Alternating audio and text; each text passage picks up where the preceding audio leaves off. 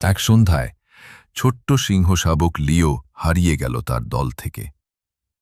জঙ্গল গভীর হচ্ছিল, আর বাতাসে ভেসে আসছিল অজানা শব্দ, পাতার খসখস, দূরের গর্জন আর ছায়ার নড়াচড়া। লিওর ছোট্ট বুক ধুকপুক করছিল। সে পথ খুঁজছিল, কিন্তু সব গাছ একরকম লাগছিল। হঠাৎ এক গম্ভীর আওয়াজ। লিও কেঁপে উঠল। তার ছোট্ট পা কাঁপছিল। ঝোপের ভেতর থেকে বেরিয়ে এলো একজোড়া ঝলমলে চোখ। সে প্রস্তুত ছিল বিপদের জন্য। কিন্তু ঠিক তখনই ঝোপের আড়াল থেকে বেরিয়ে এলো তার মা। চোখে ভয়, হাতে কাঠের লাঠির মতো এক শক্তিশালী বর্শা। মা তাকে শক্ত করে জড়িয়ে ধরল। লিও নিঃশ্বাস ফেলল স্বস্তিতে।